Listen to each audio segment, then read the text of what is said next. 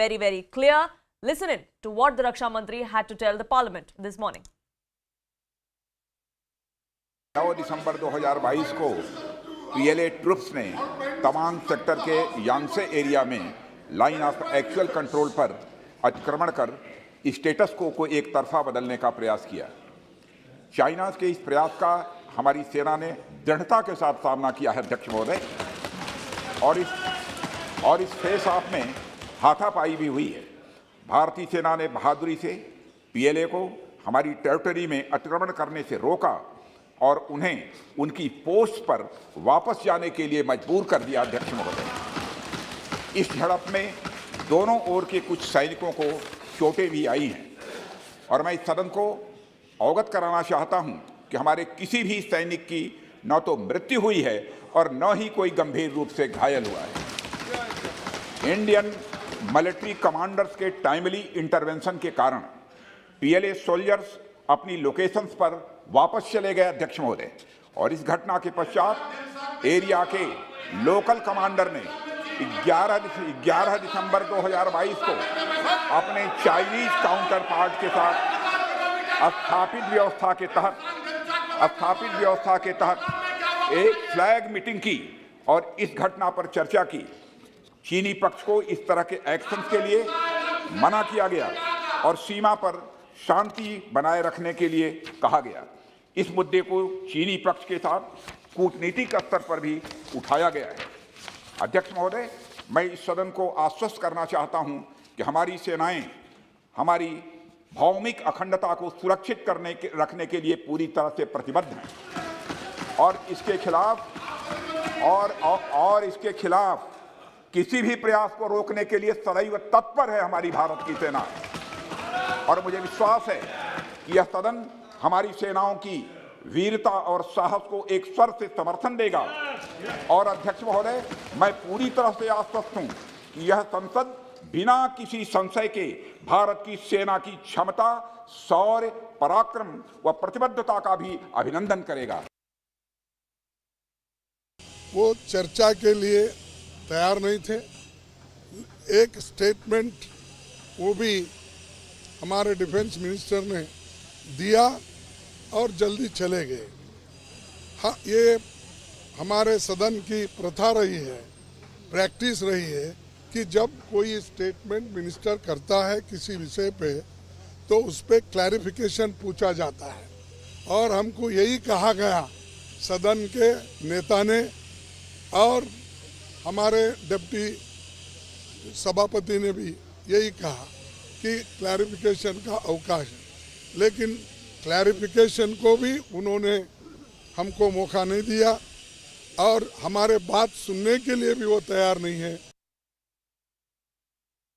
अरुणाचल में 8 की देर रात और 9 की सुबह घटी घटनाओं का हवाला देते हुए विपक्ष ने बहुमूल्य प्रश्नकाल को स्थगित करवा दिया।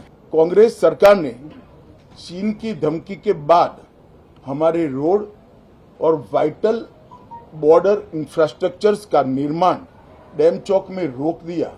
ये दोगला रवैया जनता के सामने नहीं चलता है।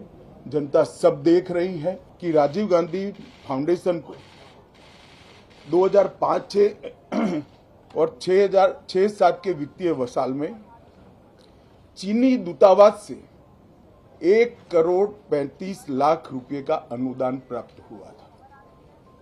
चूंकि FCRA के कानून और उसकी मर्यादाओं के अनुरूप नहीं था, तो नोटिस देकर पूर्णतया कानूनी प्रक्रिया का अनुपालना करते हुए गृह मंत्रालय ने इसका रजिस्ट्रेशन रद्द किया था। ये भारतीय जनता पार्टी की सरकार है, नरेंद्र मोदी इसके प्रधानमंत्री है, और जब तक भारतीय जनता पार्टी की मोदी सरकार चल रही है, 1 इंच जमीन पर भी कोई कब्जा नहीं कर सकता। ये एक बदकिस्मत बात है कि हम अपने पड़ोसियों के साथ अच्छे रिश्ते जो हैं बना नहीं पा रहे हैं। पाकिस्तान के साथ तो वैसे भी हमारे रिश्ते जो हैं वो सबके सामने हैं, लेकिन चीन के साथ भी कुछ मामला बन नहीं रहा है।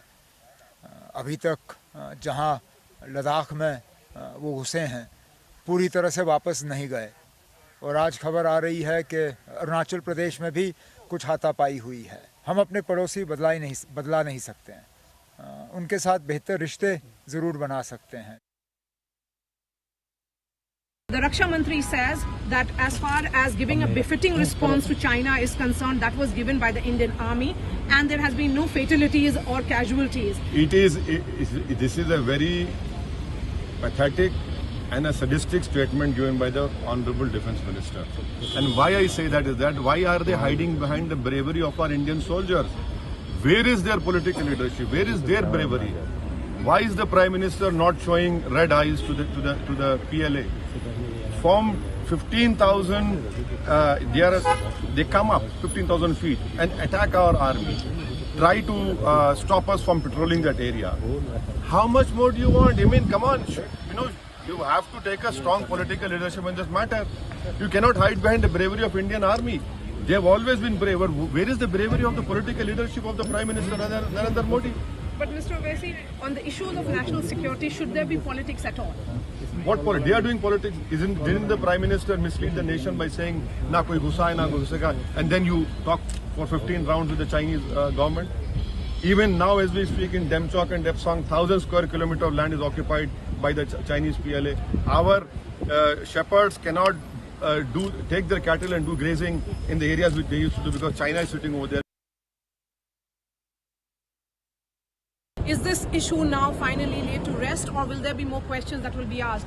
The Defence Minister said that the Indian Army gave a befitting response to China, and also that there have been no casualties. This entire incident of Tawang has been raised through diplomatic channel as well. The Defence Minister gave a statement whereby he just gave the bare bone details of what exactly transpired at Yangtze when the crash took place.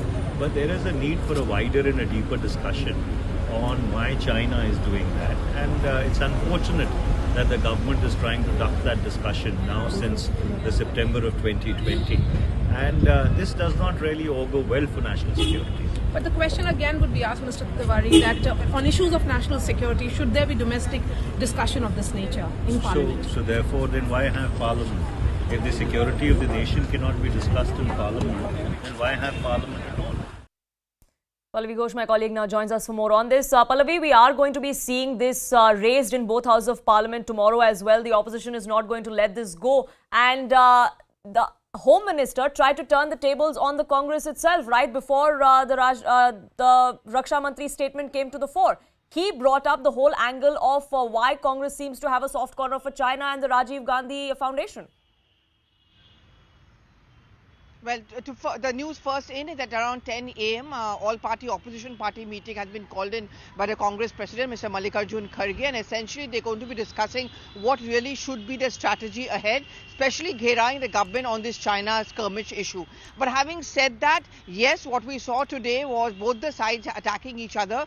The government and the BJP certainly didn't want to be caught on a back foot, and therefore, just moments before the Defence Minister was scheduled to make a statement on the floor of the House, you have the Home Minister making two important allegations against the Congress. One, of course, on the point that what were you doing when you were in power at the centre vis-a-vis China, and second, I understand why the Congress party is agitated, because they do not want any response to that question which is going to be asked on the FCRA clearance to the Rajiv Gandhi Foundation. Not just this, Home Minister goes ahead to even say that there are evidence to show that the RGF was actually being funded by many of the anti-national groups. For example, Zakir Naik for that matter. But as far as the Congress is concerned, they also refuse to keep quiet, and we have a bouncer trying to come from Adhir Ranjan Chaudhary, who said that the PM Care funds also get donations from the Chinese, and why shouldn't the government come clean on that? I think we can see an extension of what happened today, what did not happen today, tomorrow. As of now, Speaker not too keen on a short duration discussion, but the opposition certainly is going to be pitching for that. Absolutely. Stay on with me. Arunima also with me on this broadcast. And Arunima, you were there when Home Minister Amit Shah was making that statement, and he was referring to a reply that came to the fore in the Parliament as well as to whether or not there is any rethink that is going to be there as far as the FCRA clearance for Rajiv Gandhi Foundation is concerned. And the Home Minister was categorical that there are issues as far as their funding is concerned. For now, there is going to be no renewal of that license. The law is very clear. The FCRA, after the amendment, is very clear that if you have found to have misused the reason for which you said you were getting the funds, what is FCRA? It's the Foreign Contributions Regulations Act. What Home Minister said was that the Rajiv Gandhi Foundation had registered itself and said that it was taking foreign contribution because it wanted to do social work. But this 1 crore plus amount that came from the Chinese embassy, that was utilized allegedly for research purposes and research about Indo-China relations. So he said that you are misusing the fund for which you said you are getting it. B, what research are you actually doing? And then came the political attack about whether this research has spoken about 1962 war, whether it has spoken about the Galwan clash, direct bigot Rahul Gandhi, where reportedly he was having dinner with the Chinese embassy officials when the Galwan clash was happening. So Amit Shah gave it a political spin. And I think this politics is what we will see tomorrow as well. Tomorrow in Rajya Sabha, it is the Home Minister's question day. So this question, if it comes up there also, will he get a chance to answer it? Will it be more nuanced or political in nature? That we have to wait and watch. Right, whether this escalates tomorrow when both houses of parliament reconvene, from the looks of it, the opposition is not going to let this go. How the government responds, is there going to be a discussion as the opposition demands? We'll of course wait and watch. Arunima and Pallavi, thank you so much for getting us the latest as far as politics over the Tawang skirmish is concerned. Joining me on this broadcast, spokesperson of the BJP, Rajiv Pandey, spokesperson of the Congress, Prashant Pratap, also with me. Former diplomat Manju Seth joins us as well, and defense expert Major General Shashi Asthana also with me. But I'd like to begin this conversation with the spokesperson of the Congress party, Prashant Pratap. The Raksha Mantri came out and gave a statement in both houses of parliament. The government has also come out and said that yes, we will have a discussion. We came to know about what happened, as by we I mean the country found out what happened yesterday. Within 24 hours, there was a statement on the floor of the parliament by the Raksha Mantri clearing the air that India managed to push back the troops. The government is open to having a discussion. Why not wait for that discussion to happen instead of disrupting parliament, instead of ensuring business of the day does not happen?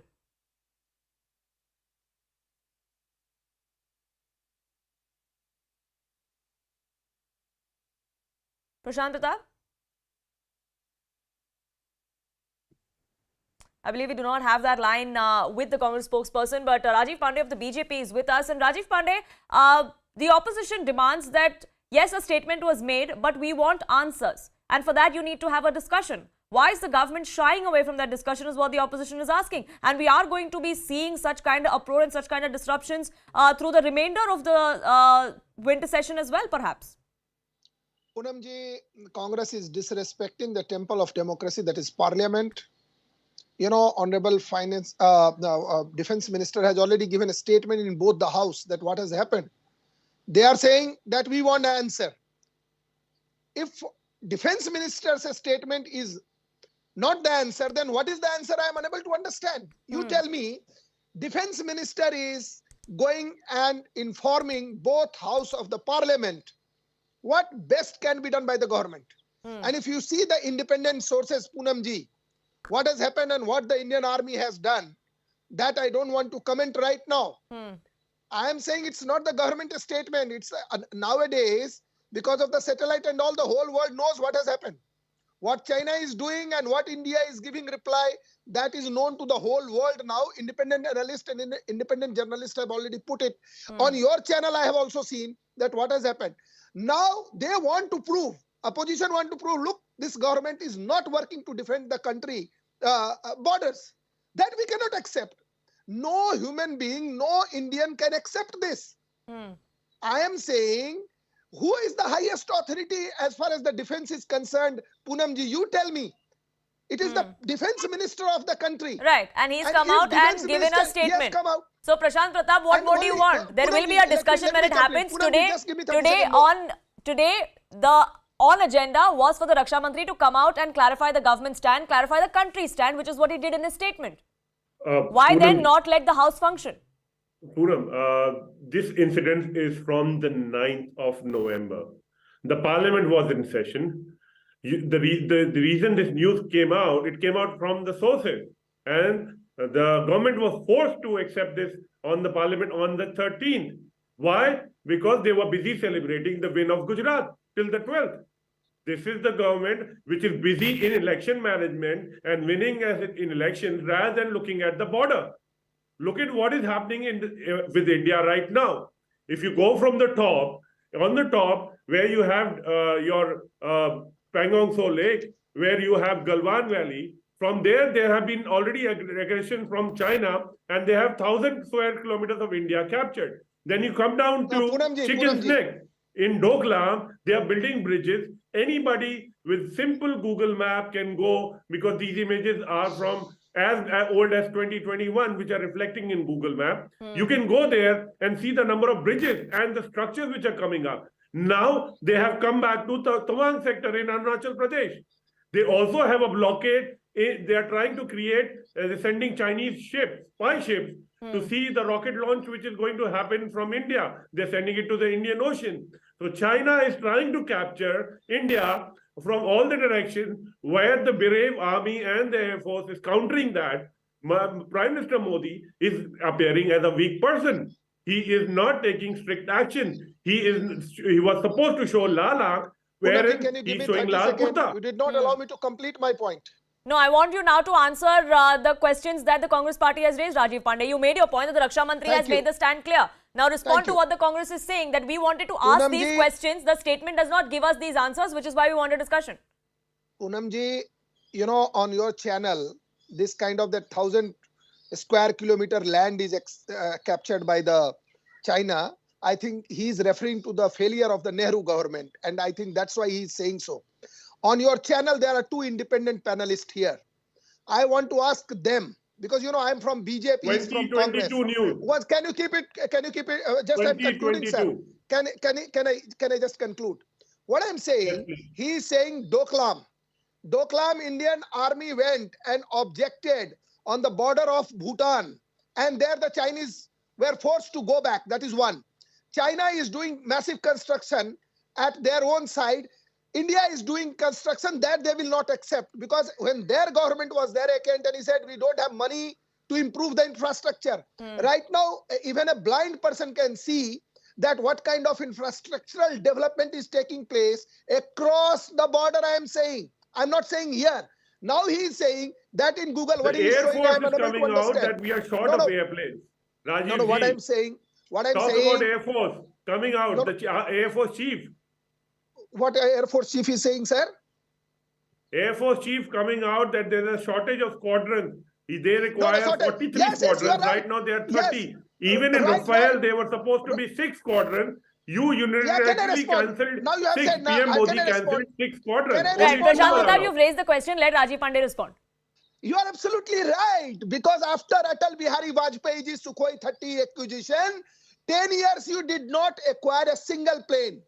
A single fighter plane. Now what has happened under Modi ji? Let me complete. 136 Rafales is purchased, and Tejas Mark 1. I think more than 200 is already inducted in the Air Force. No doubt, I agree with you. There was supposed to be 126 planes, not 36. Listen to me, yaar. While you are talking, you ask me the question. Let me respond. What I'm saying in last 10 years,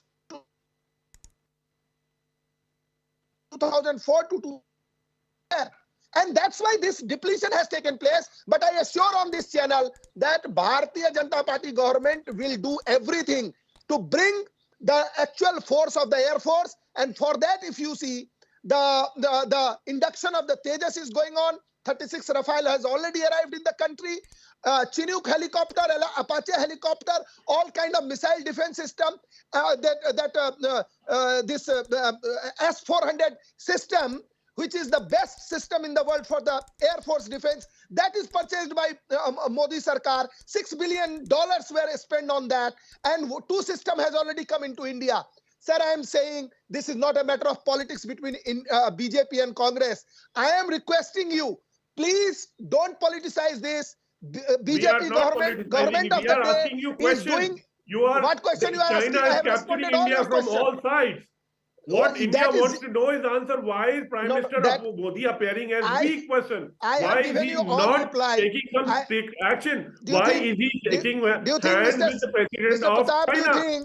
that he's Prime meeting Minister them? goes, Why it is is the there no Army, Air Force diplomatic and the Navy action? Why is the responding. diplomatic ties are It is the very Army, normal Air right Force now? and Navy is responding. What are you Why talking, are the sir? diplomatic It is the ties Army still and very Navy and normal? Air Force is responding. When you know China is trying to capture land from India where we have You lost that you 20 think soldiers, that you why the think because diplomatic ties have you not been that you think put up? because when Nehruji was Prime Minister, whole You Aksai will Chin was always go captured. to Nehruji. When You will always, you have been in power from when almost BJP 9 government is years. in power, not a Can you single still go inch to of Nehruji? land can The be 1,000 captured by square kilometer was any captured country in in the world. Modiji's I rule. am saying this, You are not Poonamji, even I am accepting saying it. not a single inch is Anybody with captured. a map And can if see. any independent If you sources say go, so, Poonamji, allow me to complete last if line. you go, I am saying if any if you go independent on Google sources say Maps, you this, can find all if this. any, why you are disturbing me? Allow me to complete just then you can talk. I am saying, Poonamji, you go from the independent sources that once BJP government came into power, not a single inch is captured by any country. Why is the Salami trade with slicing China was going the technique $95 used by billion? China when The Congress trade was in deficit power. Sure, of that's also what the Home Minister today said while he was addressing the media outside the Parliament. The Home Minister Prashant Pratap also brought up another angle as far as the Congress and its perceived love for China is concerned. He also asked about why Rahul Gandhi was wining and dining with Chinese envoys right in the middle of the Doklam standoff. Do you know the issue of the RGF RSS Foundation and Why its you have- FCRA license is also something that came up in Parliament today. I am talking about everything with proof. You know, the BJP legislator went There with is a China. proof that And you this signed is an all agreement been with Rajiv the Pandey, Chinese the question is Communist for the Congress spokesperson. Please let him respond. Prashant Pratap, go ahead. So this is BJP legislator take a lesson at school run by Communist Party of China. Why is the Chinese what are they wanting to learn from the Communist Party of China? See, the trade deficit, they talk about banning Chinese app. It's just farce. It's just a show. You know, the trade deficit has increased to 73. The total trade has all-time high of $95 billion. The trade relationships are increasing. The diplomatic relations have not been put up after the attack on Indian soil, which Prime Minister Modi ji said, no, कोई हमारी जमीन पे आया ना आया था ना आया है. So did our soldiers go to their land? What are you trying to say? We are attack trying to on say Indian, this. We are trying to say Indian this. land. The moment The Chinese 1,000 try to square enter kilometer Indian which has lands, been captured. Indian security forces stops You them. know, Sure, they so the have politics no still soldiers. continues. They We're talk about seeing army. that we're They seeing have the no politics soldiers in over the this state entire in the last 2 incident years. start right from when the news broke yesterday, and that really seems to be giving China a handle, because the latest that we are hearing from China is also that China wants to now play the victim card. China also wants to now seem like India is the one who was the aggressor, which is not the case. And Major Jana Asthana, that's really the most unfortunate bit, isn't it? Because the kind of politics that we see perhaps gives a handle to the common enemy here, to the adversary, which is China in this particular case. Because then you give them an opportunity on a platter to come out and say that, look, you can't even be on the same page as far as what your stand is concerned, which is why now we're going to tell the world that it was you who was at fault and it was you who transgressed into our territory. Firstly, in responding to your question, let me just give a little bit of strategic picture for the simple reason that will also answer your question in no uncertain terms. Firstly, I don't belong to either of the party. So as far as I'm concerned, whatever wrong, right, good, bad has been done, it has been done by my country. It is India. So that's one part of it. As far as this incident is concerned, these clashes this is not the first one, and this is also not the last one. So long the LAC is not demarcated, which was there during both the parties' time, so it doesn't make any difference. So long the LAC is not demarcated, the intrusions and the petrol clashes will continue to happen.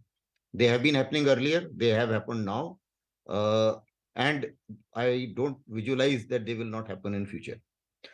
As far as the present instance is concerned, I think our brave soldiers have thwarted the effort of Chinese, whichever they wanted to do, and they have got a befitting reply. Now, why did they do so was, number one, yes, China wanted to divert their attention from their internal problems, economic problems, zero COVID, etc., etc. And Xi Jinping knows that the aggression has helped him in securing the third term, and therefore an aggressive China is suiting Xi Jinping. The second issue which answers your question is that they also know that if they do a patrol clash during winters, what could happen is that there will be the political parties in India will fight against with each other. At the end of the day, there will be a pressure on the government. The government will have to LO-size the LAC.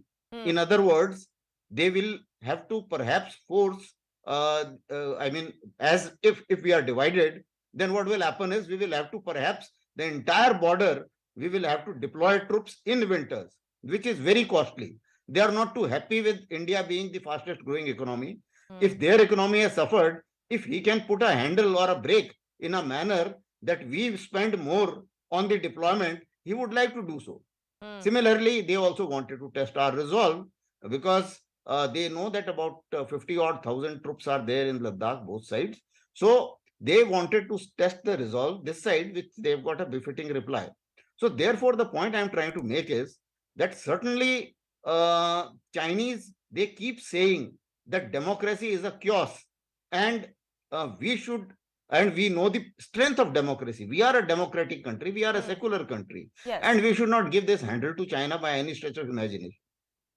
Absolutely. The next issue is why they are doing it now. They are also not too happy with the kind of infrastructure development. There was an asymmetry. They were sitting very comfortable because their infrastructure was much better. Ours was not that good. Now, in last about 10 to 12 years, we have also started catching up. Now, as India is catching up in infrastructure asymmetry, they are also feeling little threatened and not very comfortable. Absolutely, and it's not just about the LAC situation. There are several domestic issues also that the Xi Jinping administration faces that perhaps is also another reason why there's muscle flexing or an attempt at that the Chinese troops seem to be following. As far as militarily is concerned, Manju Seth, and diplomatically, we've been tightening screws on both those fronts. As far as de-escalation in eastern Ladakh is concerned, there have been several rounds. India has stood its ground saying, we will keep negotiating, but we are not going to cede to our demands. And that is exactly why, after so many rounds of talks, we've seen the changes that have come to the fore. S. Jaishankar, the External Affairs Minister, also has been very categorical about how the diplomatic ties are going to be. He's made it clear that this is not a one-way street. Absolutely. It's not a one-way street. There has to be talk on both sides. And, China does perceive India as a lesser power in the region and wants to dominate and be the superpower in Asia. It also is now the second largest economy in the world. And so it is becoming more confident that it will be able to challenge the US in the region as well as in other parts of the world. But it obviously feels that it has advantages. And as mentioned by the general, it's not the first incident, and we see it happening along the entire, the east, the middle, and the northern sectors of the LAC. And they're going to continue doing this because, they wish to keep pressure on India and to send a message to India. And as also mentioned, that since Parliament is in session and they know India is a divided house, they try and also test the water, so to speak. And there has been, if you look at the past negotiations that have been taking place on the border and the confidence building measures that have been put into place, they have not been respected by the Chinese side. And so relationships are not normal, but we haven't stopped talking because that's not the solution. We have to talk to find a solution. But at the same time, the China perceives India as a weaker power and wishes to impose its perception of the border, or what it contests whatever India says, and we are not we've been trying to say that exchange. I need 30 seconds. But they don't even want to go to that to implement even that. And I think that has and it suits them, to continue with this so that the friction continues and India remains in a state of uncertainty. Right, and which is why we see these kind of transgression incursions happen along the LAC time and again. Eyeball to eyeball confrontation happens very often, though this hand-to-hand combat situation that we've seen perhaps is the second biggest one after Galwan 2 years later.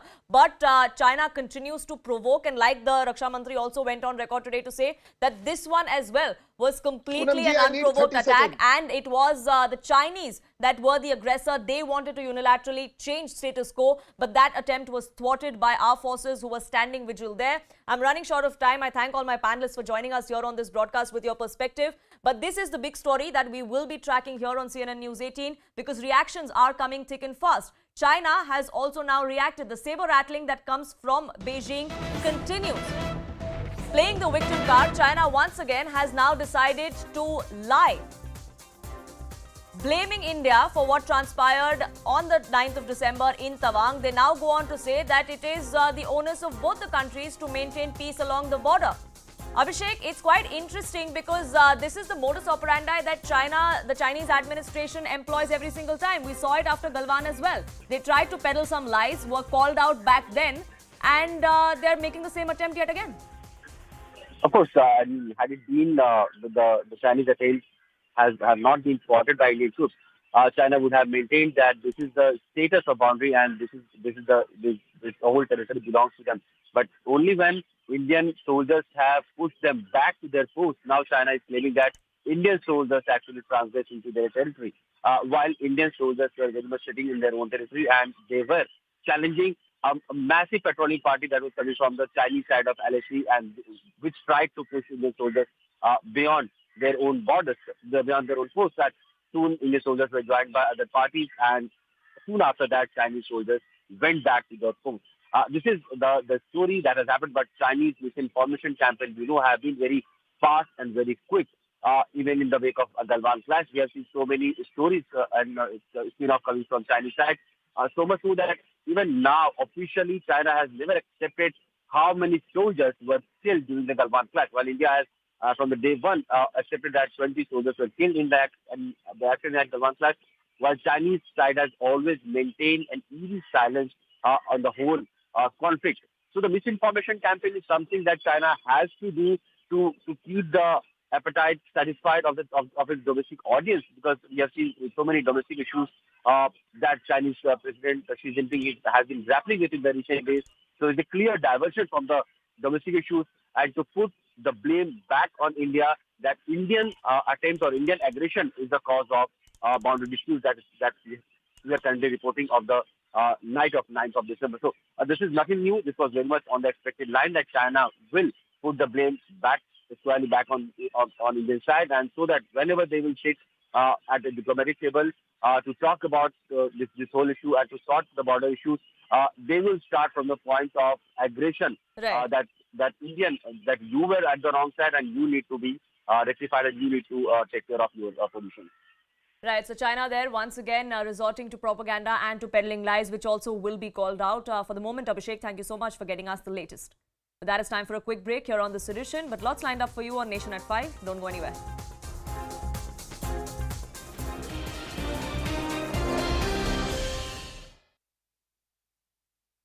To clashes, there were about 300. The PLA soldiers were about 300. The Indian Army refused to vacate the post, and that's why they got injured. About 9 of them with limb injuries, fractures, etc. were evacuated to a Guwahati hospital. The situation currently, as per government functionaries, is under control. Flag meeting has happened. Both sides have gone back to their position. Status quo has been restored. But it just shows that, repeated attempts are being made by China to reclaim parts of line of actual control, which they think is their territory. Pallavi has been bringing details to us about possible moves pursued in the parliament by opposition parties like the Congress and a few minutes ago the AIMIM. Pallavi, over to you. Well, as the government sources are pointing out, that it's not the first time these kind of clashes have taken place and India has retaliated quite strongly. That's exactly the point which the Congress party and other opposition parties have been making, that there have been instances of these kind of clashes or attempts by Chinese to enter into Indian territory, but the government has always denied it, or government has said it's not really happened, and therefore this is the reason why there needs to be a debate and discussion. There have been multiple notices which have been served in both the houses of parliament and cutting across party lines. The Trinamool Congress, Owaisi, Congress party, all of them are in the mood to get out the government. One, they want a short duration discussion on this. Second, they want it to be concluded by a statement from the defense minister. And third, the prime minister must be present inside the house. In fact, the main target of attack is the prime minister because they accuse him of hiding the facts, not admitting that these have been cases of clashes, what really is the extent of damage, and so on and so forth. So I think as the parliament reconvenes in an hour, less than an hour's time from now, we can see clashes taking place actually between the opposition and the government on both the houses. Okay, Pallavi, thank you for bringing us that context. Let's go over now to our colleague Abhishek Jha. He's with us. He tracks the Ministry of External Affairs. Abhishek, since December 9th, can you walk us through the communication that's taken place between China and India? We obviously know of the defense communication that's in fact been taking place over the last year and a half. But since December 9th, what have we seen? So far, there has not been any official release regarding whether any diplomatic negotiation or diplomatic talk took place between India and China in the aftermath of the December 9th clash that we have witnessed along line of actual control in Arunachal Pradesh. But we do know that Indian side and Chinese side have been regularly engaged on the issue of border clashes. There have been 17 rounds of core commando talks along the to sort out the border disputes, and there has also been diplomatic level engagements both in Delhi and Beijing, and also at the level of External Affairs Minister Wang Yi and from the Chinese side, and External Affairs Minister Jaishankar from the Indian side at various platforms where they have tried to negotiate how to maintain the status quo and how to take back the status of pre-Galwan level clash, that is April 22, 2020, when there was no transgression or no attempt to transgress from the Chinese side. But so far, in the wake of 9th December incident that we are talking currently, there has not been any official communication, if any diplomatic communication has been between the Delhi and Beijing. Armed clashes took place between India and China. They were reported yesterday. They took place, however, on December 9th. Now, these clashes took place in Arunachal Pradesh's Tawang sector, where both sides were engaged in a face-off. The face-off led to minor injuries on both sides. According to sources, the chances of casualties were higher and do seem to be higher on the Chinese side. Several soldiers have been injured in the clash, with the Indian soldiers already being taken to the Guwahati hospital for treatment. Now, sources also say that the Chinese soldiers were present. Both had weapons with them, but it's not clear. It doesn't seem as if these weapons were rifles. Initial reports suggest that they were in fact spikes or canes with nails on them. Now, sources further say that the other side did have injuries, as we told you. They also say that we were initially short of numbers, but we did have a backup team that reached within minutes. Now, details are still sparse about the entire incident. Let's step away for a second and now focus on the political reaction. The Congress has lashed out since details were made available yesterday. The Congress has said that the centre is remaining silent and that they're not doing anything about continuing border tension. Both the Congress and the AIMIM have said that they will move an adjournment motion to discuss this matter. Remember, the winter parliament session is in session as we speak. This is the first major clash between the two sides since the Galwan Valley clash all the way back in June 2020, when you remember 20 Indian soldiers lost their lives. We have more breaking news here. We'll move to it very quickly. All right, more information coming in from government sources on the Tawang clash. This is what they're telling us. They're saying that in 2008, there was a Buddha statue in the Yangtze, which was broken by the PLA, that's the People Liberation Army, or the Chinese army. Since then, the area has been contested. Inputs suggest that the PLA tried to reclaim the area in the hope that the Indian army presence would be thin at this time of harsh snowbound winter. The peak is at 17,000 feet, the plateau at 14,000, which is where the clash began. Now, my colleague Arunima is with us right now. She's going to be bringing us more such details. Arunima, the chief detail that we're revealing to our audience is that the PLA possibly tried to reclaim this area in the hope that the Indian army presence would be thin at this time because there is a harsh winter in that entire area. Could you bring our audiences more context to that piece of information? So what government functionaries are telling us is that this area at 14,000 feet, this is an area of pilgrimage for the locals. Yangtze had a Buddha statue which people worshipped. It also has what locally is called the place of 1,000 waterfalls. It's a touristy area for locals there because of the high terrain at 14,000 feet. It's also a place of pilgrimage. And in 2008, China tried to push back Indian Army from this point by breaking the Buddha statue and by restricting access. And since then, there have been repeated skirmishes where the People's Liberation Army has tried to dislodge Indian Army from that position. What functionaries tell me is that in the last 6 to 7 years, earlier Indian Army would only patrol this area, and in winter months during snowbound peaks, they would vacate. But in the last few years, they have continued to stay there even in the winter months. So I think Chinese army calculated that because it is snowbound right now, Indian army presence would be thin, and they would take advantage of the situation and capture our post and push back the claim.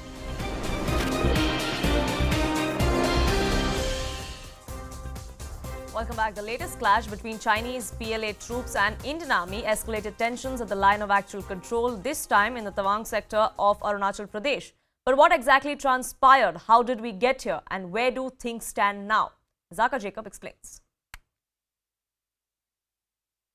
So this latest clash that happened between Indian and Chinese troops comes 2 years after what we saw in Galwan. It's important to understand where this happened. It's happened in a place called year.The, and let's try and sort of locate year.The on a map in the eastern sector for you. It's very close to Tawang. It's about 25-30 kilometers northeast of Tawang. Remember, Tawang is the last big command headquarters that we have as far as the eastern side is concerned, the eastern sector is concerned. Remember, both India and China have been building infrastructure, particularly the Chinese side, heavy-duty infrastructure leading all the way up to some villages on the other side of year.The. India too has been building a new road in a place called Bamla, east of Bamla, and before this clash point that happened in year.The. So there has been massive infrastructure build up by both sides on either side of this clash site called year.The. Now the important thing to understand is that this clash, this happened on the intervening night between 8th and 9th of December. This was last week. It happened at 3 a.m. and we're given to understand that about 300 Chinese PLA soldiers, that's not a small number, 300 Chinese PLA soldiers in the dead of the night at 3 in the morning tried to capture the icy heights. Remember, these heights are 15,000 feet, 17,000 feet. The attempt was to try and capture the heights and get area domination around the year.The. Now, why this is important is if either side manages to capture these heights, like I said, the plateaus here are 10,000, 12,000 feet, and the peaks, the heights, are at anywhere between 15 to 17,000 feet. If either side manages to capture this, and remember this is disputed site, all along the 3,500 kilometer line of actual control that runs all the way from Ladakh in the western sector all the way up to Tawang in the eastern sector, there are about 20 to 25 recognized disputed spots. year.The happens to be one of them. If either side captures year.The, then what it means is it gives you visibility, the area domination, the height advantage. It gives you visibility for about 25 to 30 kilometers on either side, on the Indian side as well as on the Chinese side. What this means is then in these harsh climatic conditions where snow sometimes can reach about 7-10 inches, in these harsh climatic conditions, there is no need for daily patrolling on the ground because you get clear visibility on either side. You can, from year.The, from the heights of year.The, you can see all the way up to Tawang. So it is important that that height domination and area domination be established. So what the Chinese soldiers were trying to do on that intervening night between 8th and 9th of December was to capture the heights of year.The. Now, this is not the first time that this place, year.The, has been a site of dispute between Indian and Chinese troops. This same place, the Chinese troops had tried something similar at a much smaller scale, though, in October of 2021, that was last year. Similarly, they had done so in 2016 as well. Now, that time too was around that October-November period. Why they're doing this now at this point of time is once the snow sets in, the terrain is very difficult, the weather is inclement, you cannot move around these areas very easily. It's very difficult to move large number of troops. Therefore, they were looking for that height advantage. And like I said, year.The is already one of the recognized disputed sites along the 3,500 kilometer line of actual control. Now, the modus operandi, and this is where it gets interesting. The question that Indian authorities are asking themselves is, was this similar to the modus operandi that we saw in Galwan, and is that now a new normal with the Chinese, or is there something less localized as far as this is concerned? The similar modus operandi, there were no lethal weapons, no guns, no armaments of any nature that were used. It was clubs, machetes, sticks. There were 6 Indian soldiers who were grievously injured. They had to be flown out from Yangtze to the field hospital in Guwahati. We're given to understand from top army sources that there is a higher number of PLA soldiers too who have been injured. Remember, there were about 300 who came. The Indian side immediately called for reinforcements. There were close to 100, 150 Indian soldiers who came within a few minutes of that call, and then they chased the Chinese all the way back to their command post, which is on the other side of this disputed site. So the injuries also mark the kind of weapons that were used, the bruises that we saw, the black eyes, the fractures.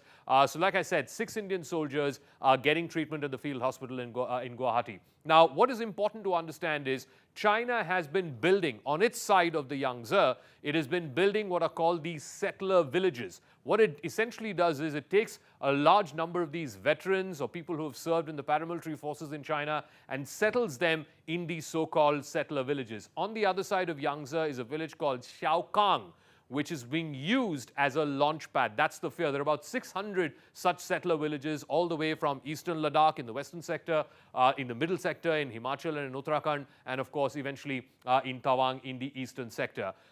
These 600 villages, and this is what Indian Army veterans and people in the forces also believe, that these villages, these settler villages like Xiaokang on the opposite side of Yangtze are being used in a way by the Chinese PLA troops to try and use them as launch pads for these kind of stealth operations. Remember, salami slicing has been happening in all 3 sectors. It is a playbook that the Chinese have sort of perfected, particularly in the disputes that we're seeing in the South and East China Seas. Now, Tawang is important not just for military reasons, but also for political reasons. It's one of the most sacred places in Tibetan Buddhism.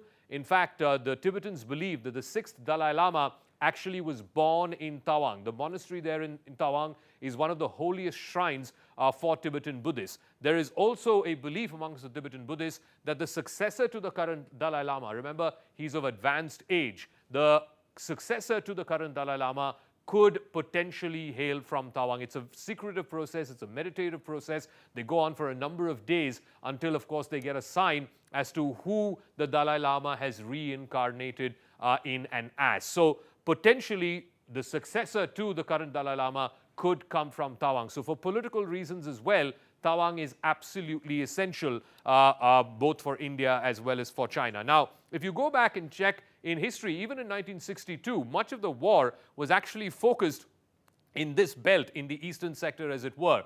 The Chinese, in fact, came all the way from their side, from across the Yangtze River. They came down these icy peaks, capturing Bomla, Zumla, and then finally all the way down south to Tawang. They had captured Tawang, they had held area control of Tawang, but eventually, within 10 days, they relinquished it and they went back onto the other side of Yangtze, this disputed site, as it were. So the important thing is that for the Chinese, and remember, particularly in the last 10, 15 years or so, from 2008-9 onwards, every time a senior government official from India would visit Tawang, the Chinese would make a huge hue and cry about it. They refer to Tawang as part of southern Tibet. And like I said, for not just military reasons, but for political reasons as well, the Chinese have never really given up their claim on Tawang. The important question is this.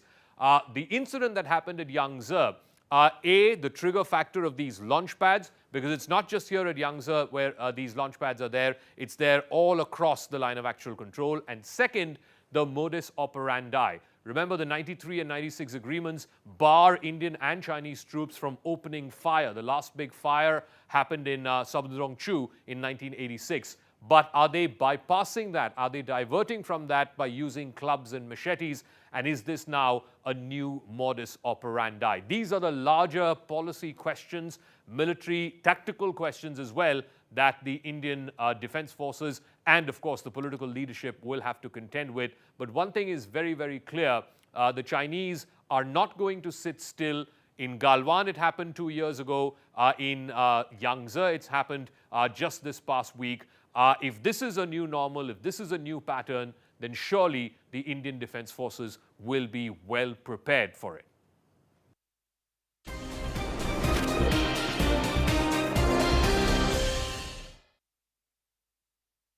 So I think that the Parliament reconvenes in an hour, less than an hour's time from now. We can see clashes taking place actually between the opposition and the government on both the houses. Okay, Pallavi, thank you for bringing us that context. Let's go over now to our colleague Abhishek Jha. He's with us. He tracks the Ministry of External Affairs. Abhishek, since December 9th, can you walk us through the communication that's taken place between China and India? We obviously know of the defense communication that's in fact been taking place over the last year and a half. But since December 9th, what have we seen? So far, there has not been any official release regarding whether any diplomatic negotiation or diplomatic talk took place between India and China in the aftermath of the December 9th clash that we have witnessed along line of actual control in Arunachal Pradesh.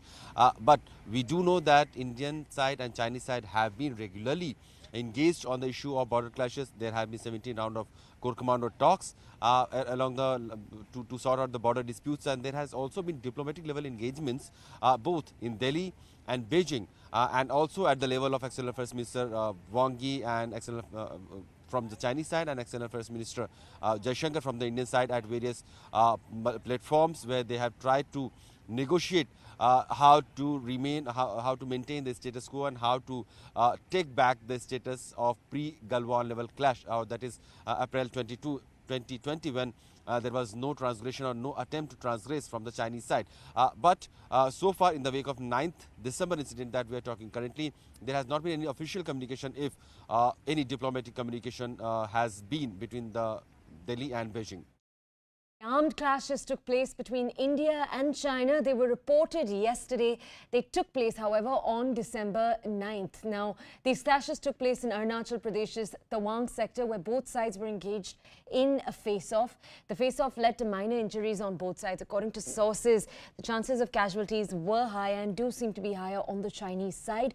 Several soldiers have been injured in the clash, with the Indian soldiers already being taken to the Guwahati hospital for treatment. Now, sources also say that the Chinese soldiers were present. Both had weapons with them, but it's not clear. It doesn't seem as if these weapons were rifles. Initial reports suggest that they were in fact spikes or canes with nails on them.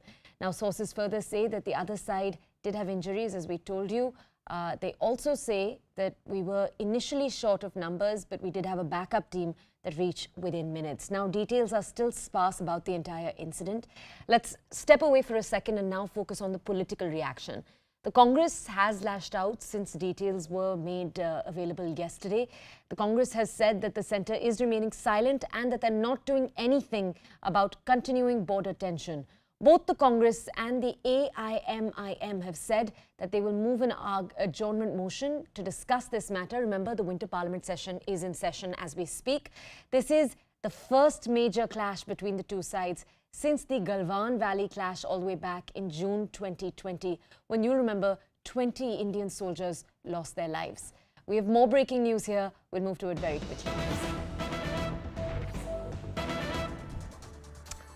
All right, more information coming in from government sources on the Tawang clash. This is what they're telling us. They're saying that in 2008, there was a Buddha statue in the Yangtze, which was broken by the PLA, that's the People Liberation Army, or the Chinese army. Since then, the area has been contested. Inputs suggest that the PLA tried to reclaim the area in the hope that the Indian army presence would be thin at this time of harsh snowbound winter. The peak is at 17,000 feet, the plateau at 14,000, which is where the clash began. Now, my colleague Arunima is with us right now. She's going to be bringing us more such details. Arunima, the chief detail that we're revealing to our audience is that the PLA possibly tried to reclaim this area in the hope that the Indian army presence would be thin at this time because there is a harsh winter in that entire area. Could you bring our audiences more context to that piece of information? So what government functionaries are telling us is that this area at 14,000 feet, this is an area of pilgrimage for the locals. Yangtze had a Buddha statue which people worshipped. It also has what locally is called the place of 1,000 waterfalls.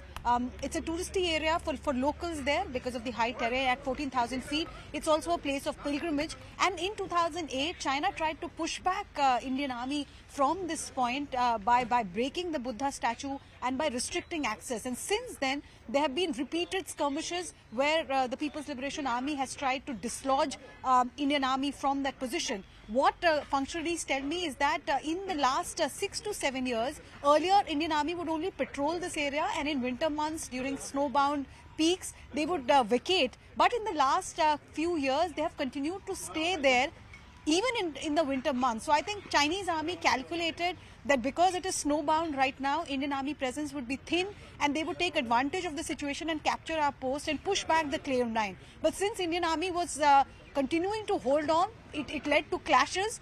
There were about 300. The PLA soldiers were about 300. The Indian army refused to vacate the post, and that's why they got injured. About 9 of them with limb injuries, fractures, etc. were evacuated to a Guwahati hospital. The situation currently, as per government functionaries, is under control. Flag meeting has happened. Both sides have gone back to their position. Status quo has been restored. But it just shows that, repeated attempts are being made by China to reclaim parts of line of actual control, which they think is their territory. Pallavi has been bringing details to us about possible moves pursued in the parliament by opposition parties like the Congress and a few minutes ago the AIMIM. Pallavi, over to you. Well, as the government sources are pointing out, that it's not the first time these kind of clashes have taken place and India has retaliated quite strongly. That's exactly the point which the Congress party and other opposition parties have been making, that there have been instances of these kind of clashes or attempts by Chinese to enter into Indian territory, but the government has always denied it, or government has said it's not really happened, and therefore this is the reason why there needs to be a debate and discussion. There have been multiple notices which have been served in both the houses of parliament and cutting across party lines. The Trinamool Congress, Owaisi, Congress party, all of them are in the mood to get out the government. One, they want a short duration discussion on this.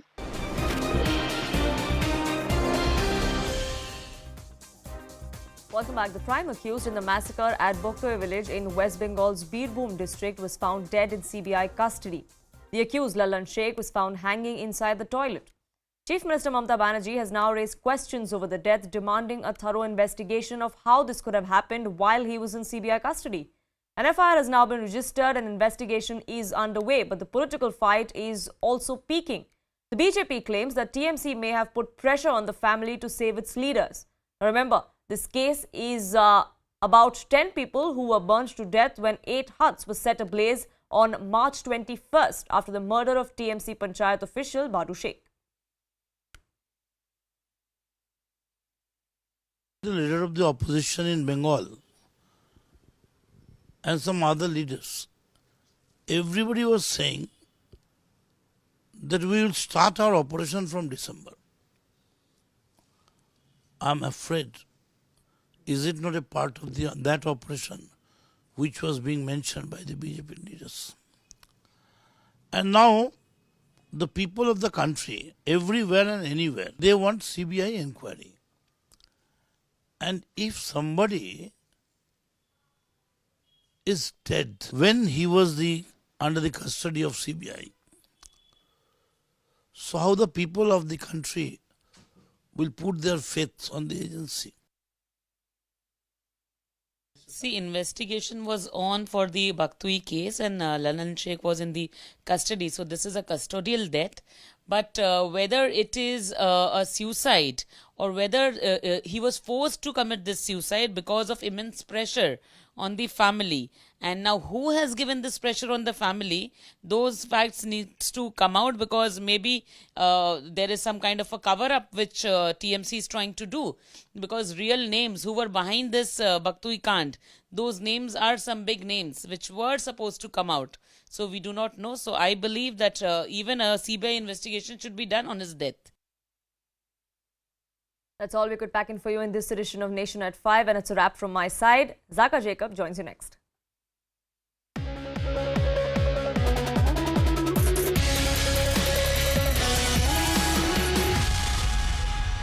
Good evening, this is Viewpoint. I'm Zakir Jacob. The clashes between Indian and Chinese troops happened after a stealth-by-night operation by the PLA to capture the icy heights of Yangtze, which is east of Tawang. The Chinese troops were pushed back hard all the way back to their command post. The Raksha Mantri today made a statement in Parliament that this was a unilateral attempt to change the status quo. The opposition is upping the ante by asking for a full-fledged discussion in Parliament. The government says they are ready for it, but at a time and place of their choosing. The moot point is this: did the Chinese deliberately do this as part of a larger strategy, something that we saw in Galwan and other parts of eastern Ladakh in 2020? And if this is indeed part of a larger strategy, then how should India respond? PLA troops ने Tawang sector के यांगसे area में line of actual control पर अतिक्रमण कर status को एक तरफा बदलने का प्रयास किया। चाइना के इस प्रयास का हमारी सेना ने दृढ़ता के साथ सामना किया है, अध्यक्ष महोदय। Defence Minister Rajnath Singh informing Parliament that Indian soldiers thwarted attempts by Chinese troops to unilaterally change the status quo in Arunachal Pradesh, Tawang, last week and compelled them to return to their posts. During the confrontation, clashes broke out between the Indian and Chinese side. It happened in a place called Yangtze, about 30 kilometers northwest of Tawang. India has been building border infrastructure here, so have the Chinese.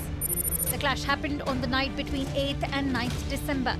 About 300 Chinese troops tried to capture icy heights around Yangtze. If either side manages to capture the heights at 17,000 feet, it would give them visibility up to 25 to 30 kilometers on either side. Hence, there's no need for patrolling in the harsh winter months. More than 2 years after the deadly Galwan clashes, Chinese troops turned to the same playbook. While no lethal weapons were used, PLA troops were armed with clubs, sticks and machetes. Around 6 soldiers were injured on the Indian side. The number of injuries on the Chinese side are believed to be far more. भारतीय सेना ने बहादुरी से PLA को हमारी territory में अतिक्रमण करने से रोका और उन्हें उनकी पोस्ट पर वापस जाने के लिए मजबूर कर दिया, अध्यक्ष महोदय। हमारे किसी भी सैनिक की न तो मृत्यु हुई है और न ही कोई गंभीर रूप से घायल हुआ है। But while India stood firm amid Chinese aggression, the opposition saw opportunity to target the government. And why I say that is that why are they hiding behind the bravery of our Indian soldiers? Where is their political leadership? Where is their bravery? But there is a need for a wider and a deeper discussion on why China is doing that.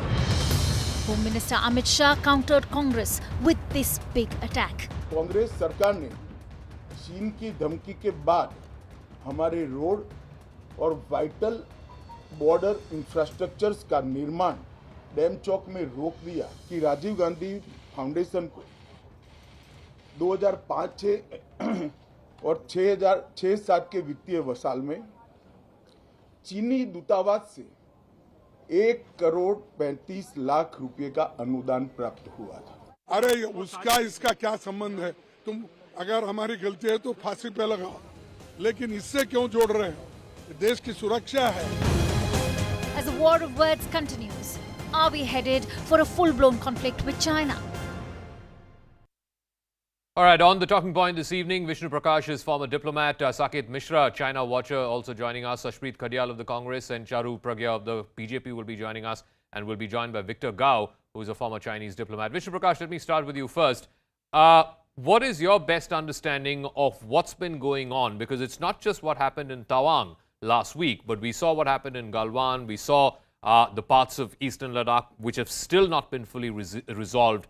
Is this part of a larger pattern that the Chinese are indulging in, where they are pressing their claims and sometimes even using force, although not lethal weapons, but force to press those claims? Good evening, Zaka. Absolutely. China harbors no goodwill for India. In fact, they want to undermine India. They want to embarrass India. And they will not miss any opportunity for doing so. In fact, earlier there were some pretensions of cooperation. Those pretensions have been dropped.